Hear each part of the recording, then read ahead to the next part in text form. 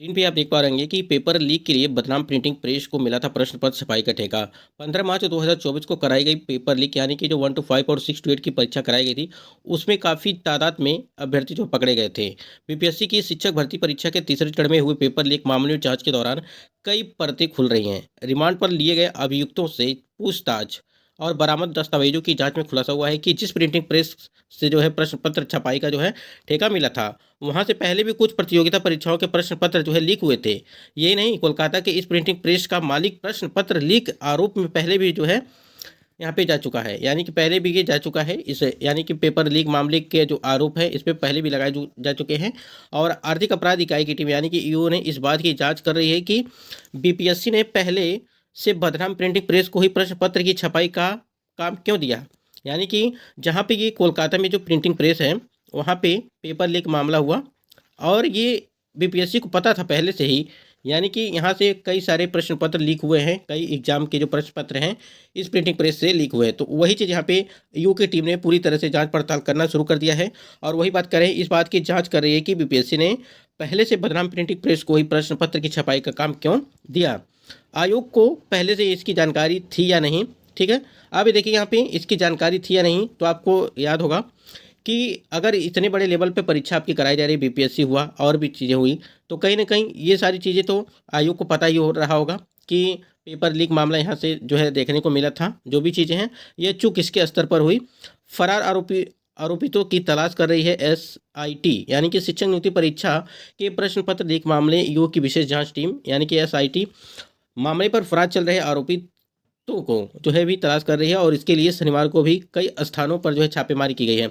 यानी कि ईओ की जो टीम है पूरी तरह से जो है यहाँ पे जांच पड़ताल चल रही है। टीआरई 3.0 की जो भर्ती परीक्षा पेपर लीक मामला जो देखने को मिला था, तो कहीं ना कहीं यहाँ पे एक चीज़ है। और ईओ की टीम ने भी एक जो है टोल फ्री नंबर और एक ईमेल आईडी दिया था, जिससे हमने आपको बताया था कि अगर आपको कोई चीज़ है पेपर लीक के मामले की कोई शिकायत है और आपके जानकारी में है, तो उस ईमेल आईडी पे, ठीक है, और जो उनका टोल फ्री नंबर है उस पर जो है संपर्क करके जो उनको जो है ये सारी चीज़ें आप खबर उनको दे सकते हैं। जांच टीम ने हजारीबाग से गिरफ्तार किए गए कांड के दो आरोपी शिवम और अनिकेत को भी रिमांड पर लेकर के पूछताछ की है। और इस पूछताछ में इकाई को अहम जानकारी हाथ लगी। इसको देखते हुए जल्द ही कुछ अन्य अभियुक्तों को भी रिमांड पर दिया जा सकता है। तो यहाँ पे देखिए दो आरोपित है, एक नाम है उसका शिवम है और एक है आपका जो अनिकेत। ये दोनों आरोपित हैं और इन्हीं से सारी चीज़ें पूछताछ की जा रही हैं। तो समझ रहे हैं, जब एक व्यक्ति पकड़ा जाता है तो कहीं ना कहीं सारे जो है गिरोह के जितने भी सदस्य होते हैं वो धीरे धीरे एक एक करके जो है पकड़े जाते हैं। तो ईयू की टीम यानी कि आर्थिक अपराध की टीम जो है पूरी तरह से जांच पड़ताल कर रही है। अभी भी उनका काम जो है चालू है। इसी बीच यहाँ पे जो आपके टीआरई 1 बात करें, ठीक है, टीआरई 1 और जो टीआरई 2 इन दोनों की भी जांचें चल रही हैं। टीआरई 2 में जो कट ऑफ का हाई जाना, ठीक है, और एक ही सेंटर के पर जो है कई सारे अभ्यर्थी जो है पास हो, मतलब कि सीरियल वाइज नंबर से पूरे एक ही सेंटर के अभ्यर्थियों का सिलेक्शन होना, कहीं ना कहीं इस चीज़ को जो है दर्शाता है कि पेपर लीक मामला जो है इसमें भी था, लेकिन उसकी जो है जांच अच्छे तरीके से नहीं की गई। और जो भी चीज़ें थी वो बीपीएससी आयोग के द्वारा इस बात का भी जानकारी थी, जैसे यहाँ पे जो है बीपीएससी टीआरई 3.0 में देखने को मिला। स्क्रीन पे आप देख पा रहे होंगे कि पेपर लीक मामले में कई जगहों पर छापा मारा गया है और यहाँ पे यू की टीम पूरी तरह से जांच पड़ताल कर रही है। प्रेस से पहले भी पेपर लीक हुआ था, ऐसी जानकारी जो है मिल रही है यहाँ पे न्यूज़ 18 झारखंड की जो न्यूज़ चैनल है वहाँ से, कि यहाँ पे प्रेस से पहले भी जो है पेपर लीक का मामला वो देखने को मिलता है। प्रिंटिंग प्रेस के ठेका पर भी सवाल उठाया गया है, जो हमने अभी आपको बताया है। तो कई जगहों पर कई सारी चीज़ें हैं जो है अब खुलासा हो रहा है धीरे धीरे कर करके कि कहाँ से क्या चीज़ें निकल के आई थी।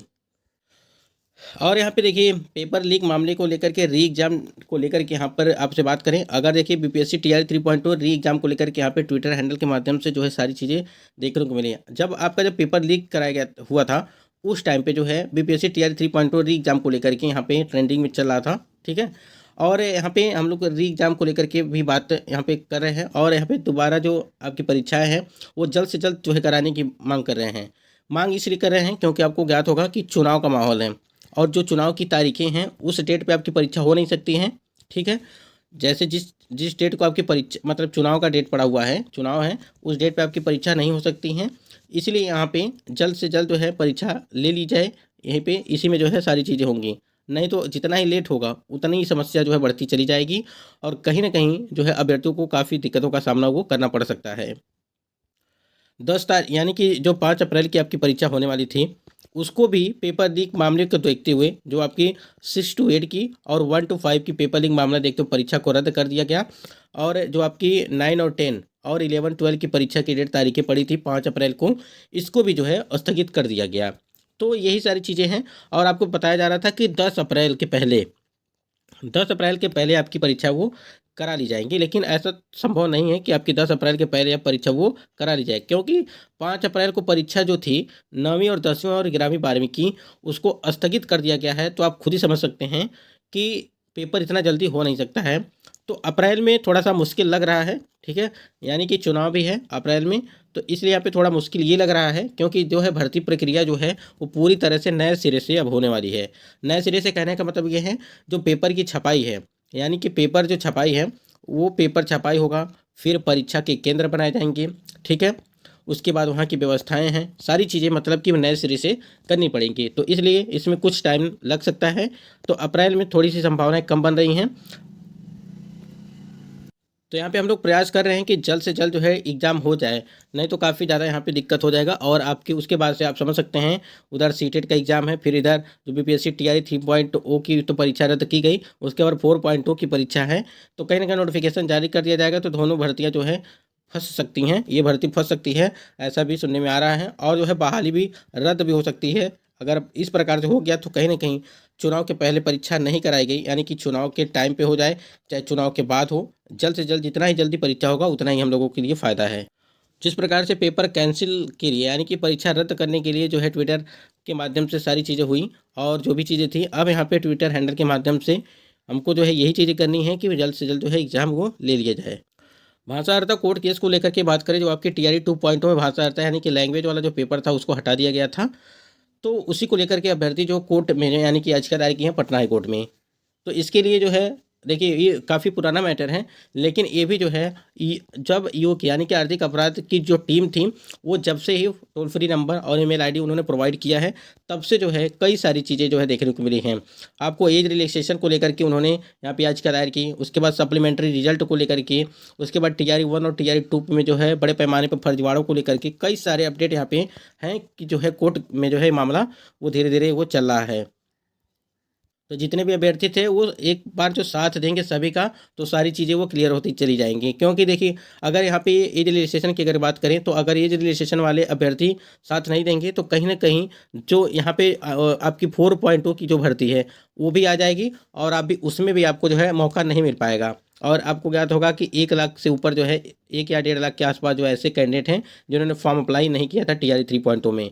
इसलिए जितने भी कैंडिडेट हैं वो सारे कैंडिडेट जो है एक साथ मिल करके ट्विटर हैंडल के माध्यम से जो है इसके लिए भी एज रजिस्ट्रेशन को लिए भी जो है वहाँ पे ट्वीट करें।